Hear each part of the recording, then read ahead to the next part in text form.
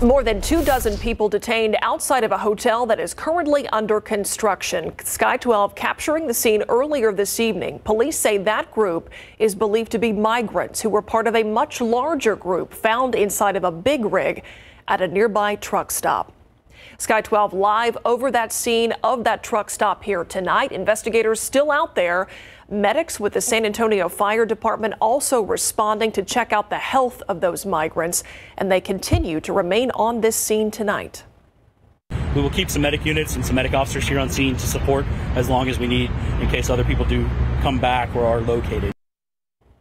Because not all of them were found. The dozens of people detained, just a fraction of the people believed to be packed inside that 18-wheeler. This investigation happening near I-10 and Foster Road. The Night Team's Patty Santos live on that scene all evening for us, gathering information. Patty, what do we know about what happened here tonight? Myra, 29 people were stopped, but it's believed that many more got away. The investigation just wrapping up behind me here, but police continue to actively search the surrounding areas, which is mostly industrial. But take a look. This is video of what the scene looked like just minutes after police made that discovery. You can see the migrants being treated, one of them loaded into an ambulance, others given food and water. Police say this started around 6 p.m. when they got a tip about a suspicious 18-wheeler with people inside the truck headed eastbound on I-10. Officers made that stop off of I-10 at Foster Road. They say when the truck stopped, about 80 to 100 people inside made a run for it.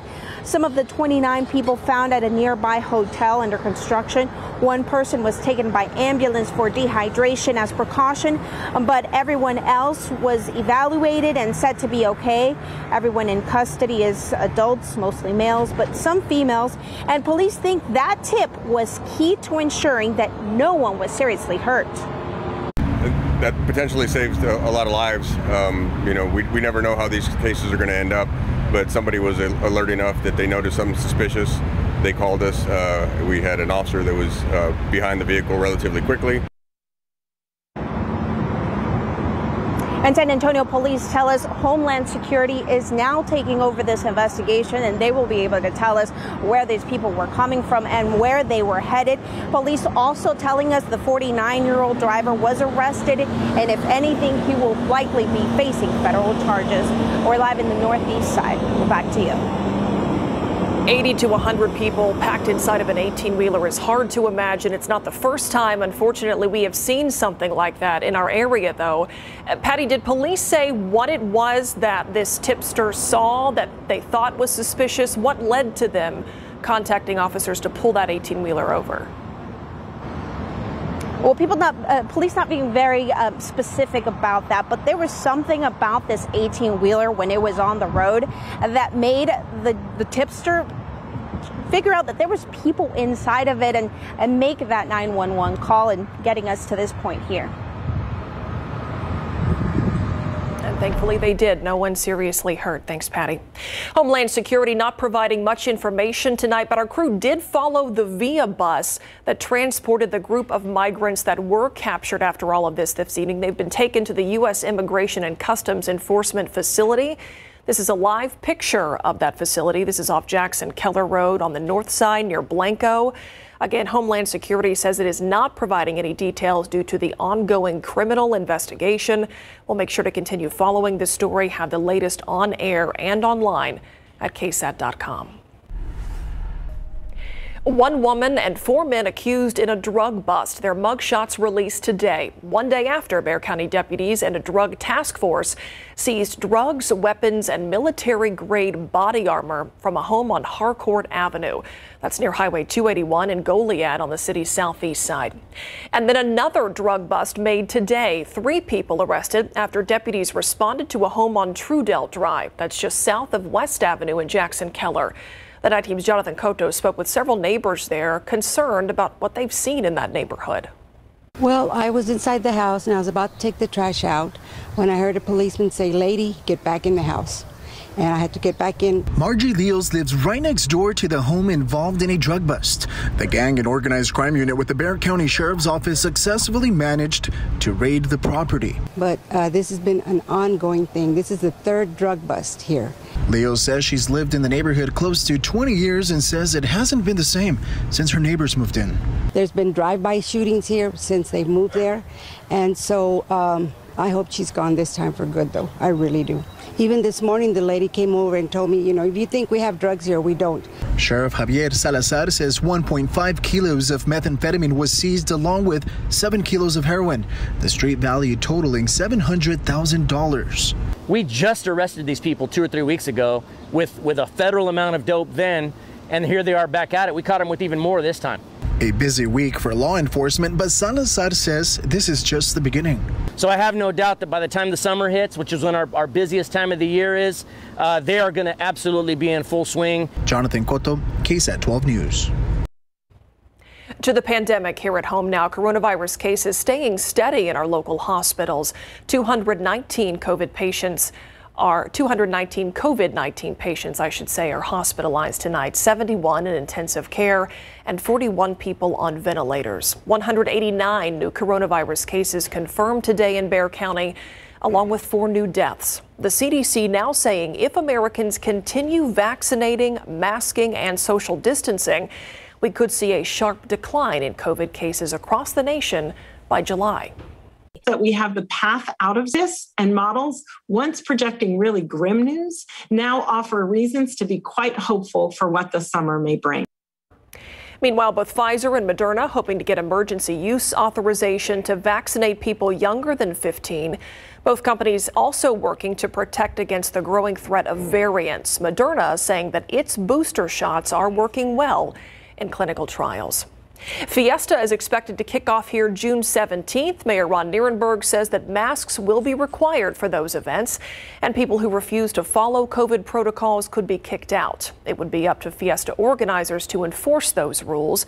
As a reminder, we have a full list of all the Fiesta events this year on our website at KSAT.com. Pleasant out there again tonight. 69 in Comfort, 70 Bernie, 77 Stinson, 73 Randolph area, and you get to Bulverde at 74. So temperatures are a little bit warmer now than they were 24 hours ago, and we'll continue to see that upward trend in the days ahead. Tomorrow morning, pleasant, sunny, low humidity, gentle breeze out of the southeast, mostly sunny. Near 60 degrees, I think in San Antonio will mostly be in the lower 60s. Big changes coming for the upcoming Mother's Day weekend. We're going to talk about that along with our next rain and storm chances. And Myra, the newest Drought Monitor is out. I like what I see. We're going to compare it to last week's, coming right up. All right. Thanks, Adam. A botched investigation leading to the suspension of 4 San Antonio police officers. Records obtained by KSAT show that Officer Christopher Copeland tried to pull over a driver back in August who eventually bailed out of his car. According to a police report, a woman in the car told Copeland the man ran into a hotel room. That police report going on to say that Copeland and 3 other officers went to an Oyo hotel along Highway 90 and began knocking. No one answered. Police say Copeland then ordered his fellow officers to break a window and spray pepper spray into the hotel room. The driver officers were looking for was not in that room, but another man with warrants was found inside. Copeland was cited after listing the wrong amount of money found in the room. Another citation also issued since the woman he left unattended in that vehicle was able to escape. Each officer also cited for forcibly entering the room without a warrant or exigent circumstances. We are learning more tonight about a story we first brought you last night on the Nightbeat. Drugs, money, weapons, and cars all adding up after a major gambling bust north of downtown. We are getting people driving by giving us the thumbs up that they're happy to see this place going away. Bexar County deputies uncovering the gambling operation on Blanco, south of Basse. So far, $130,000 in cash, more than $200,000 in vehicles and property, 7 guns, all seized. 29 people detained, 8 people booked into the Bexar County Jail, but the number of arrests could climb as this investigation continues. Sheriff Javier Salazar also saying that a 16-year-old girl discovered at that scene was reunited with her parents. Still ahead here on the Nightbeat, you remember the toilet paper ordeal? Well, now the pandemic is putting a strain on a business that's usually in full bloom this time of year. What to consider ahead of the Mother's Day holiday coming up. And we catch up with a woman who got her COVID-19 shot at 101 years old. Her message for others in San Antonio, next on the Nightbeat.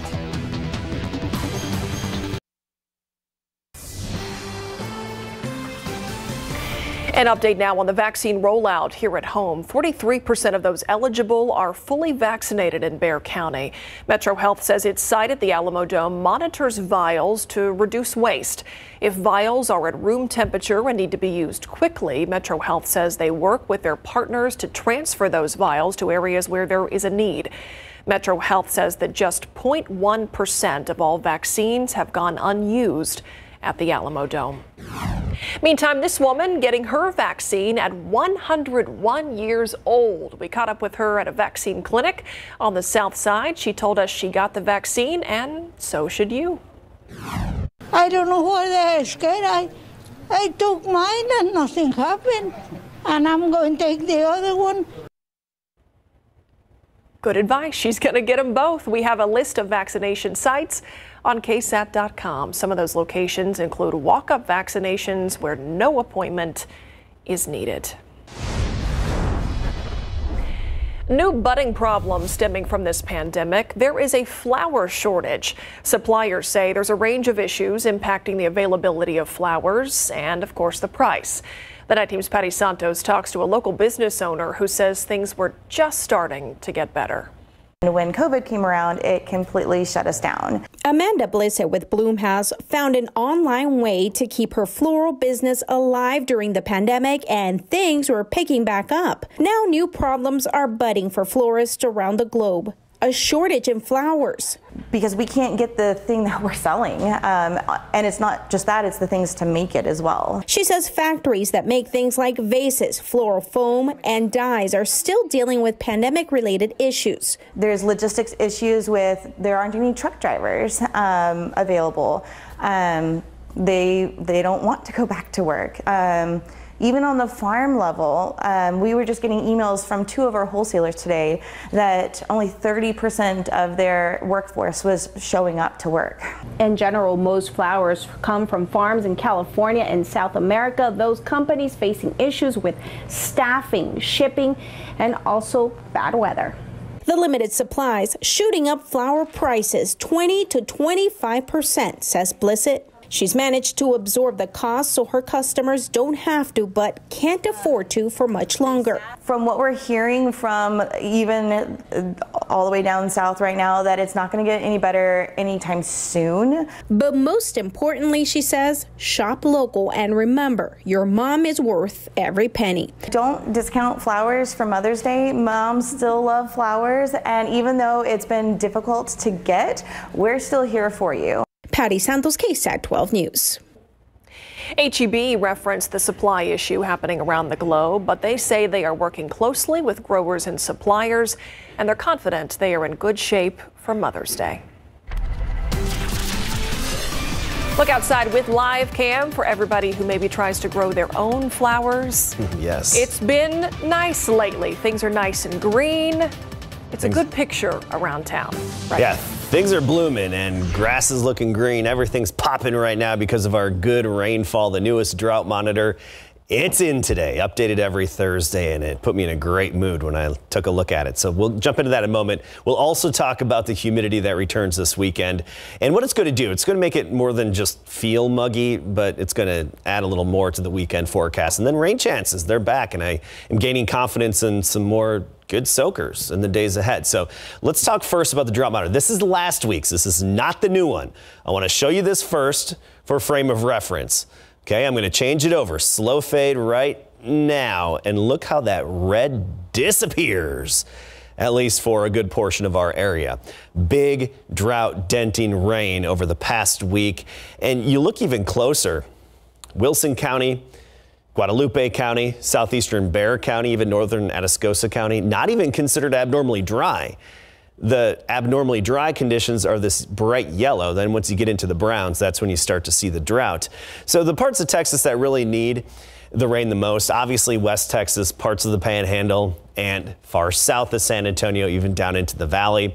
That's where we need the rain the most. Now, 45% of the state is considered in drought. That's a 20% improvement compared to this time last week. So fantastic news in terms of putting a dent in the drought. And we'll talk about our rain chances in a moment. 60 was the low today. That's where we started, a little below average, and we topped out at 87 later on in the afternoon. Beautiful out there now, 75 degrees, dew point of 52, hardly even a breeze out there, very pleasant again. But this wind that's starting to make its way off the Gulf of Mexico, that's going to be here tomorrow. It's not going to really boost our dew points tomorrow. I mean, dew points now, low 50s. We'll be in the 50s again tomorrow. So another comfortable day. You won't really notice the humidity, but that all changes first thing Saturday. And it's not just going to make it feel muggy outside, but it's also going to look muggy with fog and areas of drizzle as well. So a little bit of dampness to start the weekend as a result of the humidity coming back into town. But I do think by late morning we'll start to see a little bit of sunshine on Saturday and then a decent afternoon. Temperatures now near 80 in Cotulla, 71 Uvalde, 83 in Del Rio. New Braunfels at 73 and officially 75 in San Antonio. It's similar readings across the state. We get into the 60s off to the north. Quiet weather pattern right now for us. We're starting to see a few showers work their way into far west Texas. I hope they can hold together because that's a part of Texas that really needs the rain, and even New Mexico. But otherwise, the main action's off to the northeast of us and moving out of here. We actually are under the influence of a big blue H that's centered over Mexico. It's going to influence us again tomorrow. So another sunny day tomorrow with maybe a few high clouds, but that's about it. So mostly sunny tomorrow, 62 in the morning, 88 degrees the high temperature, a bit breezy at times, southeasterly wind at 10 to 20. And again, you're not going to notice the humidity in the air. More specifically, temperature-wise, you get south of town, lower 90s, Carrizo Springs 92, Cotulla 93, Laredo 96, and even Del Rio 93. Those will be the warmer locations across South Texas. There we go into the weekend. 87 and humid on Saturday, breezy as well. We have that morning drizzle, then afternoon sun. By Mother's Day, some low clouds in the morning, then a sunny afternoon. Can't rule out a few isolated thunderstorms popping up. Basically in the afternoon and evening hours on Mother's Day. Once we get into late Monday and then even late Tuesday, we're boosting those rain and storm chances. We could have some activity that could put another dent in our drought there. So I'm liking what I'm seeing. We'll keep you updated if there's any severe potential in the days ahead. All right, nice to have those chances. Thanks, Adam. Let's turn to sports now. And Greg, there's some tragic news coming out of Austin. Yeah, this is really tough to take because this young man was only 20 years old. He's a younger brother, Sam Ellinger, who, by the way, was just drafted into the NFL this past Saturday. When we come back, Sam Ellinger's brother, Jake Ellinger, has been found dead in Austin, the latest on that tragedy, and state track and field championships underway in Austin as well. Coming up.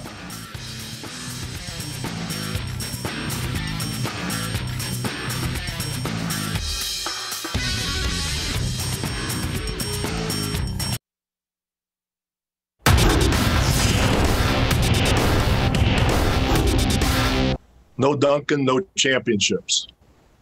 And on a personal level, I love the guy. Spurs head coach Greg Popovich sums up what Tim Duncan has meant to the team, the city, and to him personally for the five-time NBA champions inducted into the Naismith Basketball Hall of Fame in Big Board Sports. But first, tragic news coming out of Austin this afternoon. Jake Ellinger, the younger brother of Sam Ellinger, has been found dead near the UT campus.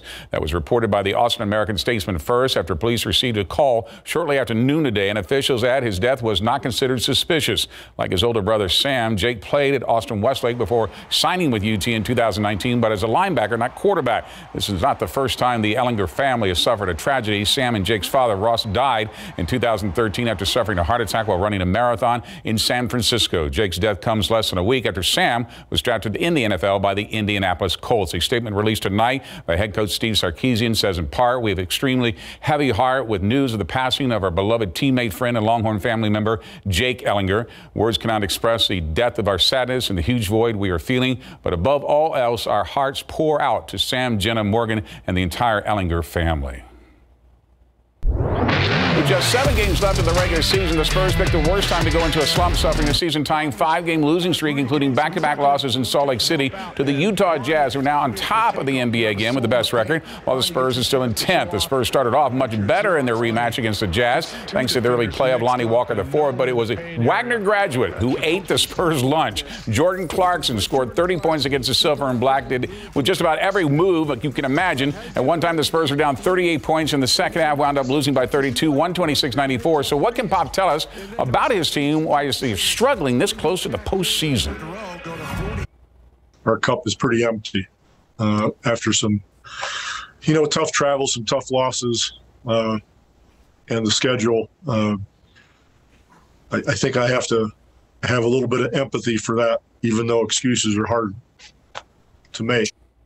All right, next up, it'll be Sacramento on tomorrow. 1 week from this Saturday, Tim Duncan will be inducted into the Naismith Basketball Hall of Fame. He's part of that 2020 class that includes the late Kobe Bryant and Kevin Garnett. Their induction delayed 1 year due to the COVID-19 pandemic. But before he makes his trek to next week to Springfield, Massachusetts, Duncan was asked what drove his competitiveness. A love for playing the game, just love playing. Hating losing, that's a big one. I don't think it gets enough credit.